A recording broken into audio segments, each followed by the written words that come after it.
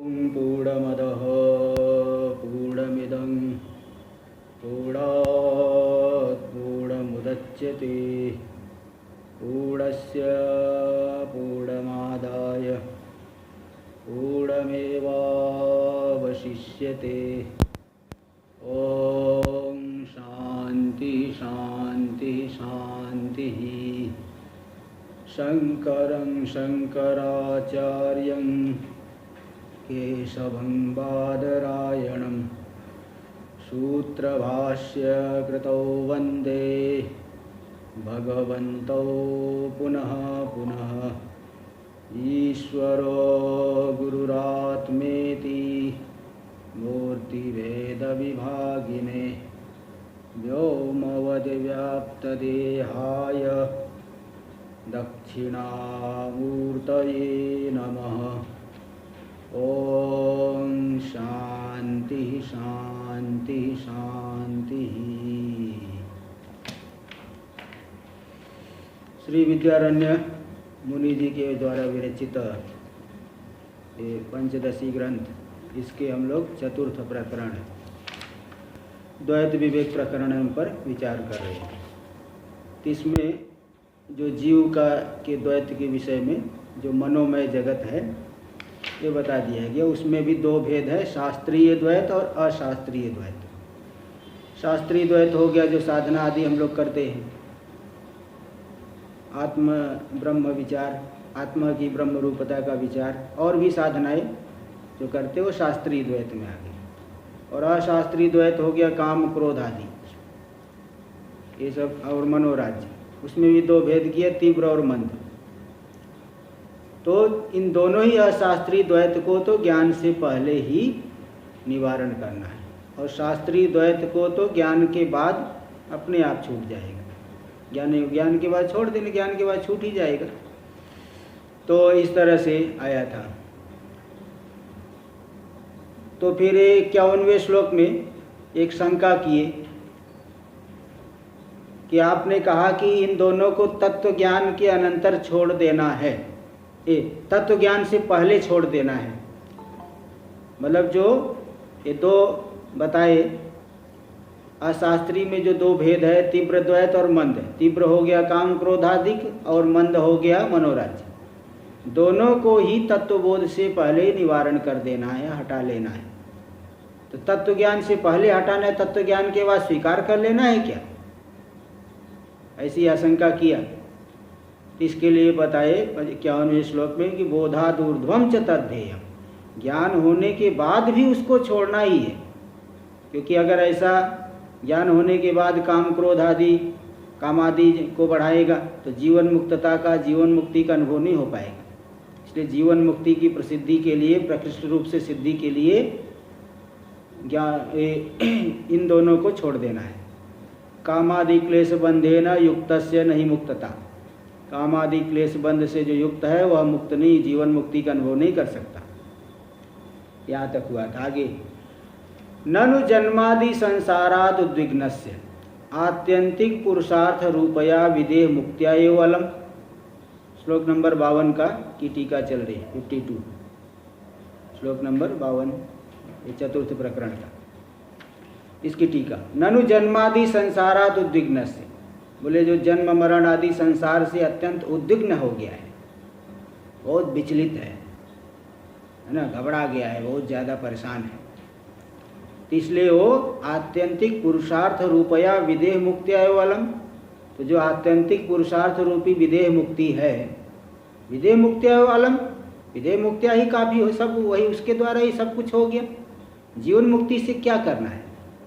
विदेह मुक्ति से ही सब अलम हो गया, बाकी सब व्यर्थ है, बाकी सब की जरूरत नहीं। कि मनया आपातिक या जीवन मुक्ति, ये जो आपातिक जीवन मुक्ति जो है ना, उसको गौण मुक्ति कहते हैं। मुख्य मुक्ति तो विदेह मुक्ति है, जीवन मुक्ति आपातिक मुक्ति है, गौण मुक्ति है। इस गौण जीवन मुक्ति से क्या जो है लेकर के क्या लाभ होगा? मुख्य जो है, मुख्य जो फल है विदेह मुक्ति, उससे ही सब कुछ हो गया। जीवन मुक्ति को लेके क्या करेंगे? इसलिए हमें तो भोगने दो, विदेह मुक्ति मिल जाएगी, संसार से मुक्त हो जाएंगे, हमें भोग भोगने दे, जीवन मुक्ति लेके हम क्या करेंगे। तो अगर ऐसी किसी की बुद्धि है तब तो उसको विदेह मुक्ति भी दूरी है। बताओ, जो भोगों को नहीं छोड़ सकता है, भोगों के लोभ से जीवन मुक्ति को त्यागने पर जो तैयार हो गया है त्यागने को, तो मतलब उसे, इस व्यक्ति को ज्ञान तो होगा ही नहीं, विदेह मुक्ति क्या मिलेगा उसे। इसलिए इस बात को बता रहे हैं 52वें श्लोक में, उसका थोड़ा उपहास करते हुए, प्रतिबंधी उपहास आदि करते हुए ये बता रहे हैं। श्लोक देखिए 52वां। जीवन मुक्तिरियं मा भूत् जन्मा भावे त्वहं कृति।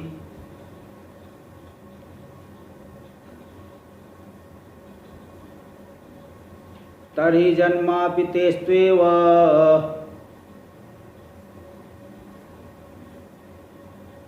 स्वर्गमात्रात् कृति भवान्।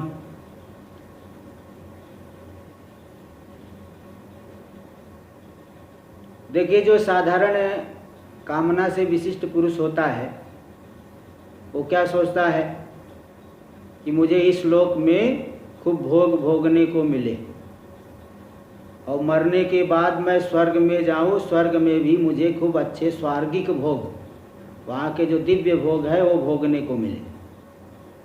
उसकी ऐसी बुद्धि होती है। तो मतलब उसको छोड़, बोले भोग छोड़ करके भोग छोड़ दो, तो उस व्यक्ति के अंदर ऐसी बुद्धि नहीं बन पाती। भोग छोड़ करके कैसे रह पाएंगे।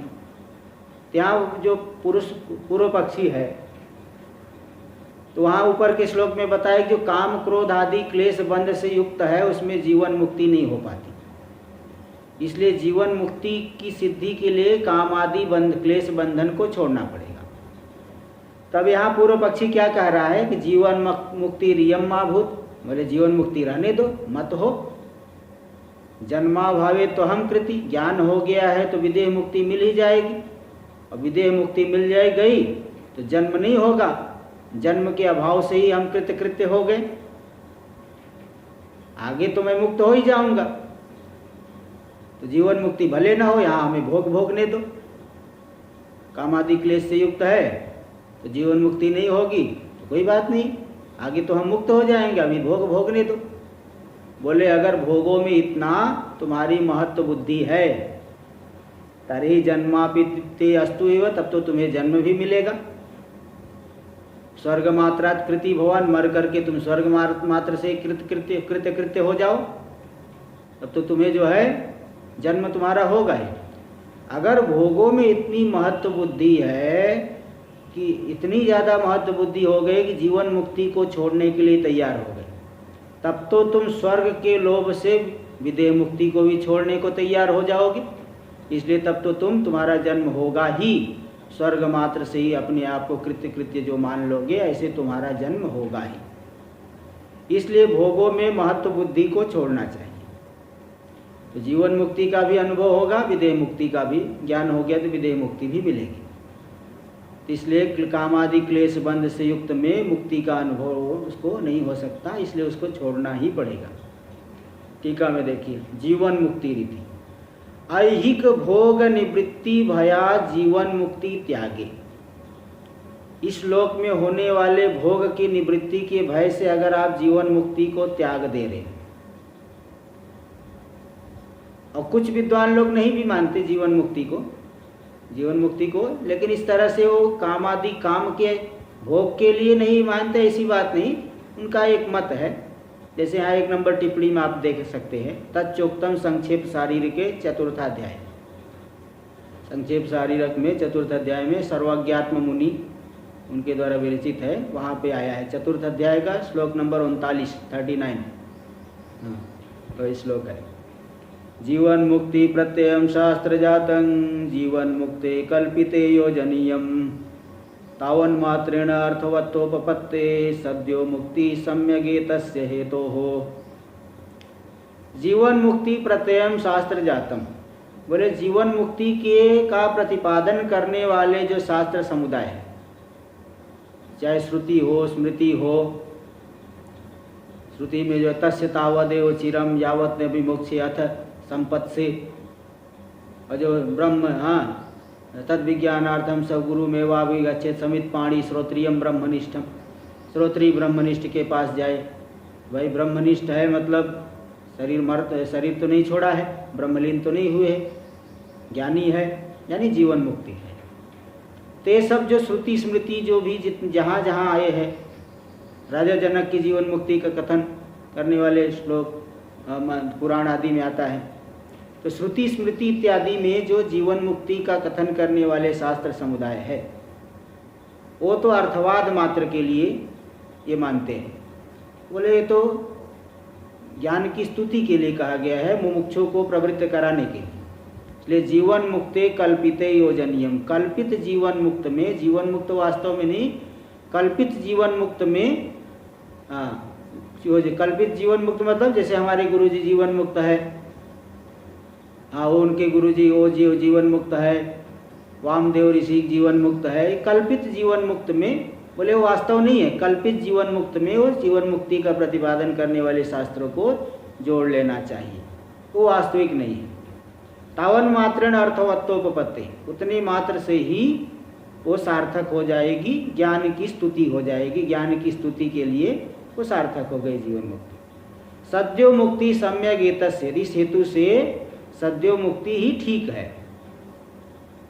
जीवन मुक्ति को जो है वो तो कल्पित गुरु आदि में ही जोड़ करके सार्थक हो जाएगा, अर्थवाद ज्ञान की स्तुति हो गई कि बताओ जीते जीते ज्ञान के महत्व से जीते जीते मुक्त है, तो वास्तव में नहीं है, तो भी ये स्तुति के लिए मान लिया गया, ऐसा वो कहते हैं।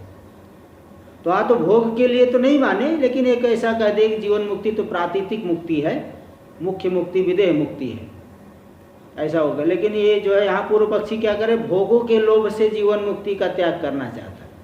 बोले तब तो स्वार्गिक भोगों के लोभ से तुम विदेह मुक्ति को भी छोड़ दो, तुम्हारी जो है जन्म भी होगा। इसी बात को टीका में दिखा रहे थे, ऐहिक भोग निवृत्ति भया जीवन मुक्ति त्यागे।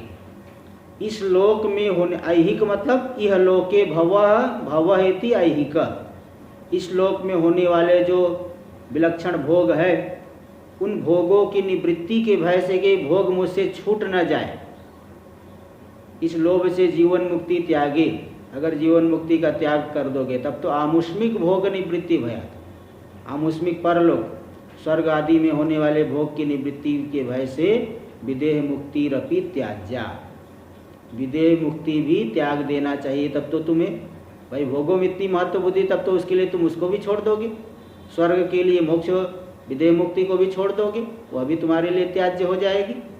त्याज्या स्यातिथि प्रतिबंध्या, प्रतिबंधी मतलब समान विरोधी उत्तर।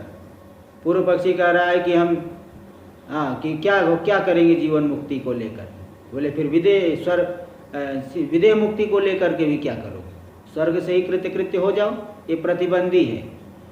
समान विरोधी उत्तर अथवा तुल्य युक्ति से दोष को दिखाना, तुल्य युक्त्या दोषोद्भावनम प्रतिबंधी, तुल्य युक्ति से दोष दिखाना। जैसे तुम जीवन इस लोक के भोगों के लोभ से जीवन मुक्ति को छोड़ रहे हो, तब तो स्वर्ग के भोगों के लोभ से विदेह मुक्ति को भी छोड़ सकते हो, यही है प्रतिबंधी। तुल्य युक्ति से समान युक्ति से दोष दिखाना, ते प्रतिबंधी ऐसा इति प्रतिबंधी के द्वारा परिहार करते हैं। स्वामी जी, हाँ जी बोलिए। अपरोक्ष ज्ञान होने के बाद साक्षात्कार जब होता है, हाँ तो जी, जीवन मुक्ति तो उसके बाद हो जाती है।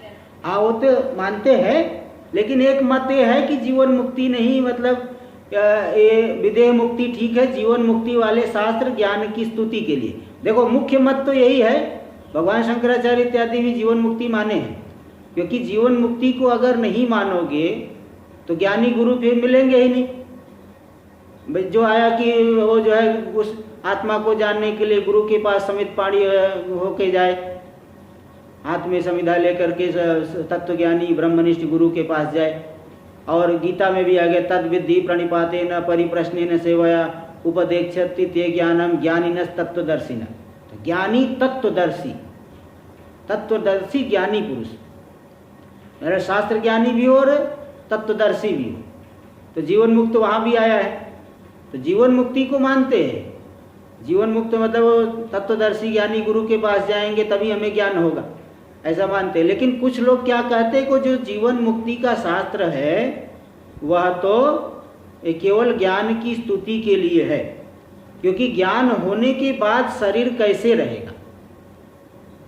फिर कहोगे लेसा विद्या के द्वारा, लेसा विद्या के द्वारा, भाई लेसा विद्या की निवृत्ति के लिए फिर और एक ज्ञान मानोगे, तो फिर वही मुख्य ज्ञान हुआ। भाई लेसा विद्या से अगर जीवन मुक्ति का अनुभव हो रहा है तो मतलब अविद्या लेस रह गया है, उस अविद्या लेस की निवृत्ति के लिए और एक ज्ञान मानोगे, तो भाई मुख्य ज्ञान वही हुआ, ऐसा उनका कहना है। तो मतलब देखिए शास्त्र में अभी तो आप लोग केवल पंचदशी और प्रस्थानत्रयी ये सभी पढ़ते हो, आगे और ऊपर के ग्रंथ जो होते हैं, ऊपर के ग्रंथ मतलब जैसे संक्षेप शारीरक हो गए, ये सिद्धांत लेस संग्रह हो गए, और अन्य ग्रंथ जो और बड़े और प्रौढ़ ग्रंथ है, उसमें बहुत जीवन मुक्ति ये सब का विचार है। इसमें कई विद्वानों का मत आपको, कम से कम ये जीवन मुक्ति के विषय में 10-12 विद्वानों का मत शास्त्र लेस संग्रह इत्यादि में आपको मिलेगा। कोई कहेगा ऐसा कर लो, कोई कहे इस तरह से समन्वय कर लो, तो मतलब ये मत अनेक मत है। तो कुछ मानते हैं, कुछ नहीं भी मानते हैं। यहाँ में यही बता दी, वो मतलब जैसे संक्षेप शारीरक वाला श्लोक दे करके वो तो ज्ञान की स्तुति के लिए है, जीवन मुक्ति ऐसा मानते हैं। लेकिन मुख्य मत यही है कि जीवन मुक्ति को मानते, भगवान भाष्यकार जो है उन्होंने माना है। देखिए तो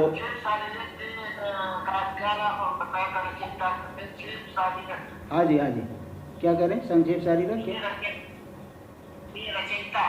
उसके है सर्वज्ञात्म मुनि, सुरेश्वराचार्य जी के शिष्य थे। हाँ, सर्वज्ञात्म मुनि। चलिए देखिए, ये हो गया तरही, ये हो गया प्रतिबंधी मोचनम संकते। तो यहाँ सिद्धांती ने प्रतिबंधी दिया, दोष का उद्भावन किया। अगर आप भोग के लिए जीवन मुक्ति को छोड़ना चाहते हो तब तो सार्गिक भोग के लिए विदेह मुक्ति को भी छोड़ दोगे, ये सिद्धांती ने दोष दिया। वो जो तुल्य युक्ति से दोष दिया, प्रतिबंधी दिया, उस प्रतिबंधी के मोचन की शंका कर रहा है कि देखो नहीं, प्रतिबंधी वो दोष हमारे अंदर नहीं है, हम क्यों जो है हम स्वर्ग को नहीं चाहेंगे, यहाँ के भोग को भले हम चाहते हैं। तो ऐसा वो पूर्व पक्षी बता रहा है। तो सिद्धांती भी यहाँ भी दोष देगा। श्लोक नंबर 53 क्षयातिशय दोषेण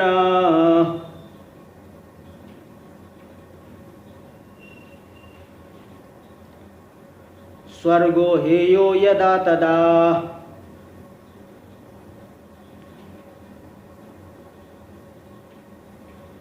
स्वयं दोषतमात्मायं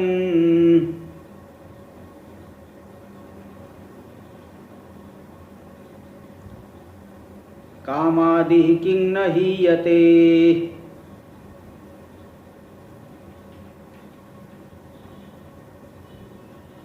क्षयातिशय दोषेण स्वर्गो हेयो यदा तदा। फिर पूर्व पक्षी कह रहा है कि नहीं, हम जीवन मुक्ति का परित्याग करें, विदेह मुक्ति का परित्याग नहीं करेंगे, क्योंकि स्वार्गिक भोग हमें नहीं चाहिए। क्यों? क्योंकि स्वर्ग जो है क्षीण होने वाला है, सातिशय है। स्वर्ग में नाना प्रकार के दोष है, वो क्षीण होने वाला है, सातिशय है। इन दोषों से यदि स्वर्ग हे है यदा, जब तुम कहोगे कि स्वर्ग हे है, पूर्व पक्षी कह रहा है कि स्वर्ग को तो हम छोड़ देंगे, स्वर्ग हमारे लिए हे मतलब परित्याज्य है। क्यों? क्योंकि स्वर्ग में नाना प्रकार के दोष हैं। स्वर्ग जो है क्षीण हो जाता है, क्षीणे पुण्य मर्ते लोकम विशंति, और उसमें साथ ही से वहाँ भी छोटा बड़ापन है। इंद्र जो है सिंहासन पे बैठेंगे, अन्य लोग जो है वो नीचे रहेंगे, इंद्र आदि का शासन मानना पड़ेगा, वहाँ भी छोटा बड़ापन रहता है। 3 दोषों से स्वर्ग को त्याज्य, स्वर्ग हमारे लिए त्याज्य है, ऐसा पूर्व पक्षी कहेगा। तो सिद्धांति कर यदा, जब तुम्हारे लिए स्वर्ग इन दोषे से त्याज्य है, तदा स्वयं दोषतमात्मायम कामादि किम नहीयते, तब तो सकल पुरुषार्थ का विघातक जो है कामादि है, स्वयं दोषतम सबसे बड़ा दोष है। कामादि से ही तो सब संसार जो है अनादिकाल से भटक रहे हैं। तो स्वयं जो सबसे बड़ा दोष है, दोषतम, सबसे बड़ा दोष, दोषतम स्वरूप वाला यह काम आदि है, काम क्रोध आदि है, किम नहीं यते, इसको क्यों नहीं आप छोड़ना चाहते, आपके द्वारा क्यों नहीं इसका त्याग किया जाना चाहिए। अगर स्वर्ग में दोष है इसलिए स्वर्ग को हम छोड़ देंगे ऐसा कहोगे, तब तो सबसे बड़ा दोष तो काम आदि है, इसको क्यों नहीं छोड़ना चाहते। इसलिए जीवन मुक्ति को स्वीकार करना चाहिए। काम आदि के चक्कर में जीवन मुक्ति को हम छोड़ देंगे ऐसा नहीं कहना चाहिए। ये तो अत्यंत दोष है, सकल पुरुषार्थ का विघात है कि काम आदि से ही पूरा संसरण आदि हो रहा है। देख लीजिए आगे, क्षयति दोष युक्तत्वेन स्वर्गादेश त्याज्यत्वे, दोष युक्त होने से स्वर्गादि त्याज्य है। त्याज्य होने से, अगर दोष से युक्त होने से स्वर्गादि में त्याज्यत्व मानोगे, स्वर्गादि त्याग करने के योग्य ऐसा मानोगे, तब तो सकल पुरुषार्थ विघातकत्वेन अतीव दोष रूपस्य, जो संपूर्ण पुरुषार्थों का विघात करने वाला है, ऐसा जो अत्यंत दोष रूप कामादि है, कामादि सुतराम त्याज्यते हैं, तब तो ये अच्छी तरह से परित्याज्य है कामादि, इनको तो और जल्दी पहले छोड़ देना चाहिए। इसलिए इत्या तदा, इसलिए सबसे सकल पुरुषार्थ का विघातक होने से कामादि में दुराग्रह नहीं रखना चाहिए, वो जीवन मुक्ति को मानना चाहिए, ऐसा बताए। आगे देखिए, ननु वैराग्यादि संपादनेन अत्यंत अनर्थ हेतु कामादेश त्यक्तत्वात्, ऐहिक भोग मात्रोपयोगी कामाद्यभ्युपगमे को दोष। तो यहाँ पे पूर्व पक्षी फिर न एक देखो क्या है, विषय की स्पष्टता के लिए पूर्व पक्ष और सिद्धांत पक्ष ऐसा लेकर के थोड़ी चर्चा अच्छी होने से हमारे अंदर, हमारी बुद्धि में विषय एकदम स्पष्ट हो जाता है। इसलिए फिर से एक शंका उठा करके समाधान दे रहे हैं विषय की स्पष्टता के लिए। ननु वैराग्यादि संपादनेन अत्यंत अनर्थ हेतु कामादेश त्यक्तत्वात्, वैराग्य आदि का, क्योंकि जो मुमुक्षु है, विवेक वैराग्य समाधि सत्संपत्ति मुमुक्षा, इन साधनों का संपादन करेगा तभी जो है मुख्य अधिकारी होता है। तो जो वैराग्य आदि के संपादन करके मुमुक्षु जो है कामादि का त्याग कर दिया है, कौन से कामादि का, अत्यंत अनर्थ हेतु कामादेश त्यक्तत्वात्, जो अत्यंत अनर्थ के हेतु है कामादि, उनको वैराग्य आदि के द्वारा छोड़ दिया है। केवल थोड़ा सा हम मान गए, पूर्व पक्षी क्या कह रहा है, थोड़ा सा हम मानते हैं। ऐहिक भोग मात्रोपयोगी कामादि अभ्युपगमी, इस लोक में होने वाले जो भोग है उस भोग मात्र के उपयोगी कामादि इच्छा आदि को मान लेने में क्या दोष है। सब इच्छाओं को तो छोड़ दिए, केवल थोड़ी इच्छाओं को मान लेने में क्या बुराई है। जब इतना वैराग्य का संपादन करके संपूर्ण अनर्थ का हेतु काम स्वर्ग आदि की कामनाओं को सबको छोड़ दिए, तो इस लोक में थोड़ा थोड़ा भोग देने वाले उस भोग के उपयोगी काम आदि को मान लेने में क्या दोष है, थोड़े तो मानना चाहिए। इत्याशंक्या, तब इसमें क्या दोष होगा, इसको दिखा रहे श्लोक नंबर 54 देखिए। तत्वं बुद्ध्वा, हाँ जी बोलिए। ये जो काम बोल रहा है ये तो शायद जीवन निर्वाह के लिए थोड़ा बहुत ही बोल रहा है ना। नहीं, इस जो है इस श्लोक में जो भोग होते हैं ऐहिक भोग बोल रहा है ना, भिक्षाटन आदि का उसका तो निवारण नहीं कर रहे। इस श्लोक में जो भोग देने वाले हैं श्रक चंदन वनिता आदि, यानी सम्मान मिले, श्रक यानी माला, सम्मान मिले, तिलक चंदन मिलता रहे, वनिता स्त्री आदि भोग और नाना प्रकार के अच्छे अच्छे भोजन मिलते रहे, कुछ इन भोगों को ले रहा है। बहुत दिव्य मतलब उत्कृष्ट। कहने का मतलब अगर हम चाहते हैं जीवन निर्वाह के लिए, हाँ, तो मान लीजिए मनपसंद दाल चावल वगैरह उसके लिए कोई इच्छा करे वो तो गलत नहीं है ना। मन पसंद मतलब अब ज्ञान होने के बाद तो वो कुछ भी मिल गया, मतलब कुछ भी मतलब निषिद्ध ना हो वो खा लेगा। भाई ऐसे ऐसा मन पसंद, अब दाल चावल मन पसंद, अब बोले घी भी होना चाहिए, ये भी होना चाहिए, वो भी होना चाहिए, इतना जो है मनपसंद ढूंढने लगोगे तो मनपसंद दाल चावल नहीं, वो तो उसमें दुराग्रह नहीं रहता। जैसे उदाहरण वो बताया भी था पहले भी, तो वो बताया था ना ये त्याग मूर्ति जी महाराज साधना सदन वाले, तो वहाँ पे जो है अब उनकी बहुत खेत है, साधना सदन वालों का 50 एकड़ खेत है, बहुत ज़्यादा खेत है, 4-5 वाटिका भी है, उसमें बहुत जो है सब्जी आदि होती है। तो एक बार कटहल का सीजन आया, अब रोज़ कटहल ही कटहल बन रहा है, कम से कम कई महीने तक, 1-1.5 महीने तक कटहल ही रोज़ बन रहा है। तो फिर कुछ महात्माओं ने शिकायत किया कि महाराज जो है रोज़ रोज़ कटहल बन रहा है, कटहल पक गए हैं, सब्जी मीठी मीठी आती है, मीठा मीठा लगता है, अच्छा नहीं लगता। तो उन्होंने बताया कि देखो भाई, मुझे तो सब एक जैसे ही लगता है, कोई भी सब्जी बनाओ मुझे तो एक जैसे ही लगता है, तुम लोगों को जो अच्छा लगे वो बनवा लिया करो, ऐसा वो बोले थे। मतलब वो ज्ञानी का वो महाराज जी ओमकारेश्वर महाराज जी भी बताते थे, हम लोगों को भी तो क्या है, अच्छा चलो अच्छा भोजन मिलना चाहिए, हम लोगों को भी तो अच्छा लगता है, कि जो ज्ञानी है ना, ज्ञानी का ऐसा नहीं रहता। ओमकारेश्वर के महाराज जी भी बोलते थे कि भाई कुछ भी मिल जाए हरिओम तत्सत बोल के खा लेंगे, स्वाहा कर देंगे, तो कुछ भी मिले मतलब निषिद्ध ना हो, सूखी रोटी भी मिल जाए तो भी खा लेंगे। तो उनकी ऐसी स्थिति रहती है ना, उनका ऐसा कोई इतना इच्छा नहीं रहता, ज्ञानी की इच्छाएं सब बाधित हो जाती हैं, इसलिए वो ऐसा नहीं कि अच्छा मिले, ये सब नहीं रहता उनके अंदर। चलिए देखिए, तो यहाँ पे यही बता रहे हैं, इसलिए ऐहिक भोग मात्रोपयोगी कामाद्य अभ्युपयोगी, यहाँ जो पूर्व पक्षी कह रहा है केवल भिक्षाटन आदि मतलब थोड़ा कुछ भी मिल जाए जीवन निर्वाह, उसको नहीं कह रहा है। भोग की बात जो है उत्कृष्ट भोग, बहुत अच्छा जो है कपड़ा पहनने को मिले, बहुत अच्छा जो है सम्मान भी मिले, स्त्री भोग भी मिले, अन्य भोग भी मिले, सब मतलब इन सब चीज़ों को चाहिए वो, इसलिए वो राजसी भोग की बात है यहाँ। तो इसलिए इस श्लोक में कहने को तो व्यक्ति कहता है थोड़ा सा है, वो बोलने की शैली होती है, लेकिन वो चाहता वही है। जैसे कोई बहुत बड़ा करोड़पति होगा तो भी कहेगा महाराज क्या करे, थोड़ा सा आप लोगों की कृपा से चल जा रहा है काम। तो इस तरह से बोले तो बोलने का तरीका होता है ना, बस ऐसे ही समझना। तैहिक भाव भोग मात्रोपयोगी कामाद्य अभ्युपगम्य, तो को दोष, इस श्लोक में होने वाले भोग मात्र की उपयोगी कामादि को स्वीकार कर लोगे तो क्या दोष होगा।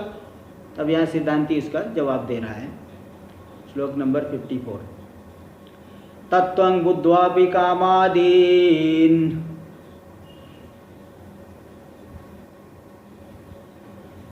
निःशेषं न जहासित्येत्,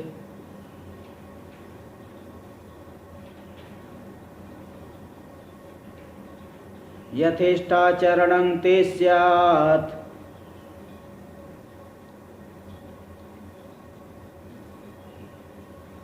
कर्मशास्त्रातिलंघिनः।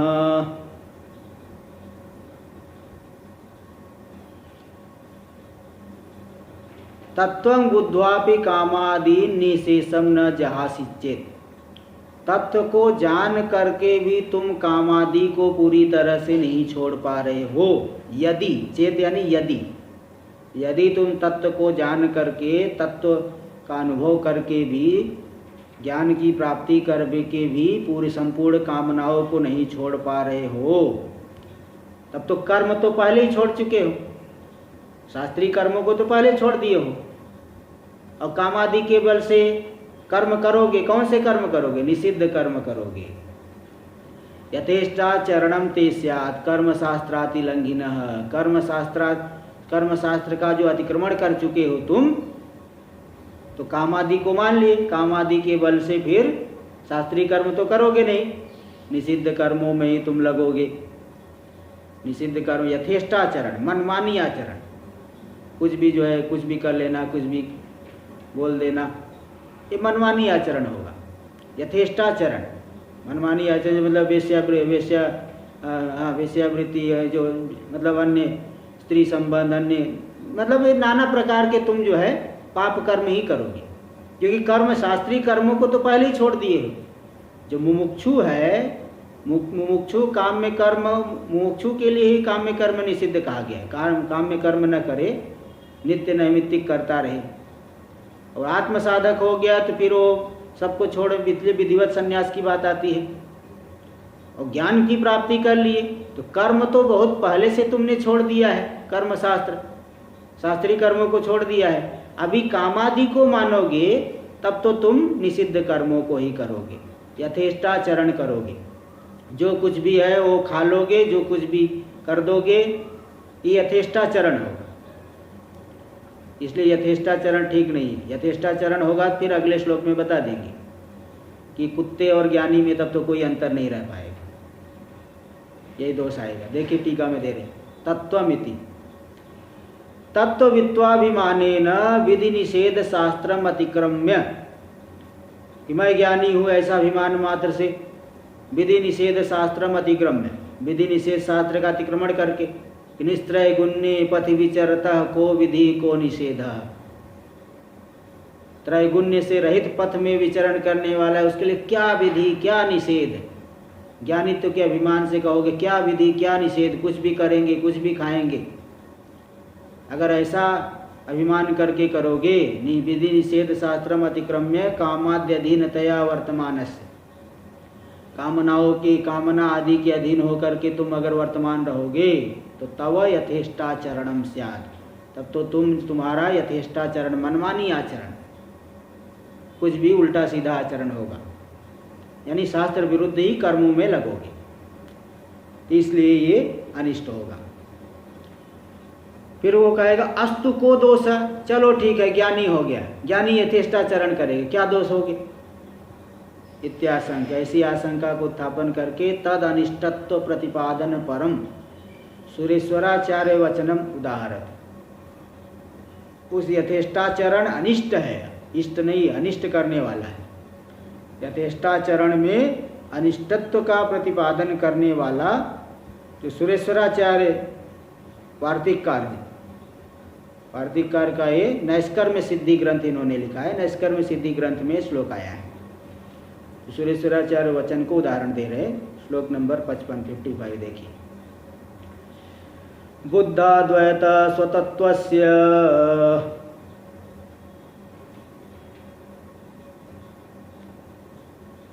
यथेष्टाचरणं यदि सुनां तत्वदृशां चैव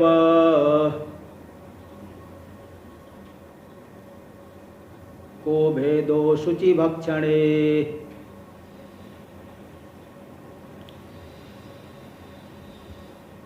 बुद्धाद्वैत स्वतत्वस्य यथेष्टाचरणं यदि, यदि बुद्धाद्वैत स्वतत्वस्य यथेष्टाचरणं स्यात् तदा सुनाम तत्वदृशां च अशुचि भक्षणे एवं एव को भेद एव, अच्छा को भेद एव अशुचि तदा अशुचि भक्षणे सुनाम तत्वदृशां को भेद एव। मतलब इसका यह अर्थ है यदि बुद्धाद्वैत स्वतत्वस्य, बुद्धम अद्वैत स्वतत्वम येन स बुद्धाद्वैत स्वतत्व, यानी जिसने अद्वैत रूपी अपने स्वरूप को जान लिया है, स्वतत्व को बुद्ध यानी ज्ञात, जिसने जान लिया है, जिसने अपने स्वरूप को जान लिया है, ऐसे जो ज्ञानी है, उस ज्ञानी में भी यदि यथेष्टाचरण मानोगे, मनमानी आचरण मानोगे, तब तो मनमानी आचरण करेगा मतलब अशुचि भक्षण भी करेगा, अशुचि जो अपवित्र चीजों को खाएगा, तो फिर सुनाम तत्वदृशाम चैव को भेद, सुन कुत्ता और तत्वज्ञानी में क्या भेद रह गया। कुत्ता भी अशुचि भक्षण कर रहा है, ज्ञानी भी अशुचि भक्षण कर रहा है, तब तो ज्ञानी को जो आपने कुत्ते की श्रेणी में डाल दिया, ज्ञानी और कुत्ते में तब तो कोई अंतर नहीं रह गया, यानी वो ज्ञानी कुत्ते के सदृश हो गया, पशु सदृश हो गया। बताओ ऐसे ज्ञानी को, ऐसा ज्ञानी पूजनीय होगा, पशु सदृश जो व्यवहार कर रहा है, मतलब पशु की श्रेणी में आ गया, कुत्ते के जैसा हो गया। तो कोई जो है पूजनीय वाली बात नहीं है। इसलिए यथेष्टाचरण को स्वीकार नहीं किया जा सकता, इसलिए निशेष काम आदि को छोड़ना ही पड़ेगा। टीका में बुद्धाद्वैते थी, बुद्धम अद्वैत स्वतत्वम मतलब अद्वैत स्वरूपम ब्रह्म येन स बुद्धाद्वैत स्वतत्व यानी तत्वविद। बुद्ध यानी बुद्धम यानी ज्ञातम, अद्वैत स्वरूप जो अद्वैत स्वरूप ब्रह्म जिसके द्वारा ज्ञात हो गया है वह हो गए बुद्धाद्वैत स्वतत्व यानी ज्ञानी, तत्वविद ज्ञानी। तस्य यथेष्टाचरणम यदि स्यात्, उस ज्ञानी में भी अगर यथेष्टाचरण मनमानी आचरण होगा, जो कुछ भी कर दिया जो कुछ भी खा लिया, तो ये मनमानी आचरण यथेष्टाचरण हुआ। तरी अशुचि भक्षण आदि कम अपि स्यात्, तब तो अशुद्ध भक्षण आदि भी करेंगे, जैसे कुत्ता आदि करते हैं। कुत्ता जो है अशुचि भक्षण करता है, कहीं भी गंदे स्थान में भी चले जाएगा, और कभी लाश आदि भी खा लेता है, शव को भी खा लेता है, कुछ भी करे। ज्ञानी भी ऐसे हो जाएगा तब तो। तरी अशुचि भक्षणादिकम अपि स्यात्, और ऐसा होगा तो फिर क्या हो गया, तथा सति सुनाम तत्वदृशाम चैव न कोपि विशेष स्यात्, तब तो तत्वज्ञानी और कुत्ते में कोई भी विशेष यानी भेद नहीं रह गया। ये जो है आपके पक्ष में ये सब दोष आएगा, ज्ञानी भी कुत्ते के समान ही हो गया। देखो इसमें 1 नंबर टिप्पणी भी दिए हैं, यच्चोक्तम अनुभूति प्रकाशे मूल कार्य। एक अनुभूति प्रकाश नाम का ग्रंथ है, यही पंचदशीकारो स्वामी विद्यारण्य मुनि जी ने ही लिखा है। वो 12 उपनिषदों की व्याख्या है, 12 उपनिषदों की उन्होंने व्याख्या की है अनुभूति प्रकाश में। हाँ दे दिए ना यहाँ टिप्पणी, 1 नंबर टिप्पणी देखिए, यच्चोक्तम अनुभूति प्रकाशे मूल कार्य। अनुभूति प्रकाश मेरी पुस्तक में टिप्पणी नहीं है इसके लिए। अच्छा वो ये तो वही अनुभूति प्रकाश ग्रंथ का नाम है, विद्यारण्य मुनि जी ने लिखा है। तो आप मूलकार है, मूलकार ने कहा है, क्या कहा है, श्लोक है, किंच पुण्यरत पूर्वम ज्ञानम आपनोति नान्यथा पश्चाच्च तद्वासनया पुण्यमेव करोत्यसौ। किंच, और इसके अतिरिक्त एक बात बता देता हूँ, पूर्वम पुण्यरत ज्ञानम आपनोति, पहले से ही जो पुण्य कर्म करने वाला है ऐसा व्यक्ति ही ज्ञान की प्राप्ति करेगा। ऐसा नहीं कुछ भी पाप कर्म करते रहा है सीधे ज्ञान प्राप्त हो कर लेगा। अशास्त्रीय मार्ग में चलने वाले को तो स्वर्ग ही नहीं मिलेगा, ज्ञान होना तो बहुत दूर की बात है। तो मतलब जो पहले से पुण्य में रत है, शास्त्रीय मार्ग में चलने वाला है, ऐसा व्यक्ति ही ज्ञान की प्राप्ति करेगा। और ज्ञान प्राप्त कर लिया तो जो पहले वाला जो आचरण था, जो संस्कार था, उस संस्कार के बल से पुण्य कर्म ही में ही लगेगा। पश्चाच्च तद वासनया, पूर्व कर्मों की वासना से, पुण्य में वह करोत्यसो। पहले गंगा स्नान करते थे, ज्ञान हो गया तो क्या गंगा स्नान तो कोई नाले में कीचड़ में स्नान करेंगे, नाले में स्नान करेंगे क्या? तो जो जैसी वासना पहले से है वो ज्ञान होने के बाद भी उसी तरह की प्रक्रिया, उसी तरह के कर्म करेंगे। मतलब पूर्व के संस्कारों से उनके लिए कर्म तो बाधित हो गया, लेकिन पूर्व के अभ्यास से आगे भी उसी प्रकार का कर्म होगा जब तक शरीर रहेगा। इसलिए ऐसा नहीं कह सकते कि ज्ञान। हाँ जी बोलिए। इसका अर्थ हुआ कि खाली शब्द के अर्थ समझ गए पर उसको आचरण में लाए नहीं है। हाँ, शब्द का अर्थ समझ लिए, आचरण में पूरी तरह से नहीं आया है। तो हाँ, अब इसको धीरे धीरे लाएंगे, लाना ही पड़ेगा तभी ज्ञान हो पाएगा, उसके बिना नहीं।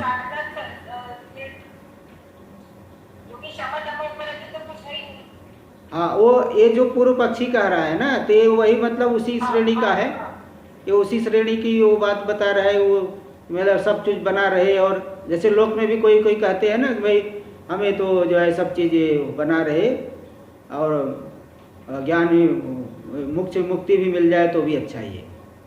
इस तरह मतलब वो छोड़ना नहीं चाहते। कई ऐसे है, कई लोग ऐसा है कि देखा सत्संग में भी आते हैं लेकिन वो निष्ठा नहीं बन पाती। निष्ठा जो है बिल्कुल छोड़ने की बात आए तो जो है थोड़ा उन्हें मुश्किल पड़ता है। चलिए देखिए, हाँ जी बोलिए। तो महात्मा बंगाल केरल से आते हैं, जहाँ मांस का भक्षण ज्यादा मतलब प्रचलित है, उनके लिए काफी दिक्कत होती होगी। नहीं, छोड़ देते फिर धीरे धीरे, मतलब धीरे धीरे क्या, यहाँ तो मिलेगा नहीं मांस आदि भाई। ये तो हाँ ऐसा है, हमारे यहाँ भी जो जैसे बंगाल से आते हैं ना, तो ये तो इतना तो पक्का है, पता है कि बंगाल में वो मछली खाते हैं, तो उनको अच्छी तरह से पूरा पूछते हैं कि भाई तुम छोड़ पाओगे कि नहीं पाओगे। अभी इसी पिछले साल मतलब अभी तो 20 में तो हुआ संन्यास, उस समय भी एक आया था बंगाल से महात्मा संन्यास लेने के लिए। तो महाराज जी बहुत घुमा फिरा के वो पूछ लेते हैं, जिससे को व्यक्ति जो है ऐसा खाने वाला है तो वो मालूम पड़ ही जाएगा, वो घुमा फिरा के वो पूछते हैं। तो पूछे उन्होंने कि वहाँ तो मांस खाते हैं। वो आदमी बोला हाँ वहाँ तो खाते हैं हमारे आश्रम में। बोले तब तो तुम भी खाओगे? तो पहले बोला नहीं, हाँ खा लूँगा, खाऊँगा। तो बोले नहीं महाराज मैं नहीं खाऊँगा। बोले नहीं, अभी तो तुम कह रहे थे खाओगे, इसलिए ऐसा करो तुम 2 साल बाद आओ, और 2 साल तक तुम खाना नहीं, इसके बाद अभी 2 साल तक तुम खाना नहीं, फिर आकर तुम्हें संन्यास मिलेगा। ऐसा बोल दिए, उसको भगाए। इस तरह से मतलब उनके लिए वो वहाँ बंगाल में जाएंगे ना, तो वहाँ के आश्रमों में रहते वो मिलता है, वहाँ भी ऐसा बहुत से आश्रमों में मिलता है। ये रामकृष्ण मिशन आदि है, उसमें मांस आदि चलता है। हरिद्वार में तो यहाँ एक मिशन है, वहाँ तो नहीं चलता, वहाँ क्योंकि जो अखाड़े की ज़मीन उनको मिली हुई है, वहाँ लिखा करके दिए थे कि भाई यहाँ मांस आदि नहीं चलेगा, तो इसलिए यहाँ पे तो नियम से रहते हैं। बाकी का और दूसरी जगह उनका जो सेंटर है, हफ्ते में 1-2 दिन वो मांस खाते हैं वो लोग, सन्यासी भी खाते हैं। इस तरह से ऐसा है। तो इसलिए अब हाँ जी, तो हमारे महाराज जी तो कांदे लहसुन वाले को शराब नहीं देते होंगे? नहीं, प्याज लहसुन को भी मतलब यहाँ तो बताते हैं सब ना। अब बाहर जाके अब लोग ना माने तो इसका तो कौन ठेका ले रखा है, लेकिन ये पूरा बताया जाता है। और पूरा इसलिए अच्छे से चेकिंग होती है, तो फिर जो ऐसा रहता है तो उसको नहीं देते। तो ये आया ऐसा। अब वहाँ पे है बंगाल और उड़ीसा में भी है ऐसा, तो क्या करें। यहाँ तक कि यहाँ उत्तराखंड के भी बता रहते हैं कि उधर ठंडी वाले जहाँ ज़्यादा है तो वहाँ भी खाते हैं, ब्राह्मण लोग भी खाते हैं मांस। चलिए आगे देखिए। अच्छा समय आगे कल करेंगे।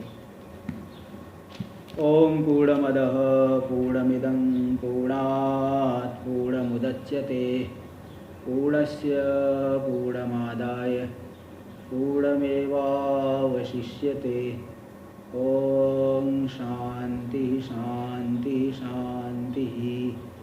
शंकरं शंकराचार्यं केशवं बादरायणं सूत्रभाष्य कृतौ वंदे भगवन्तौ पुनः पुनः।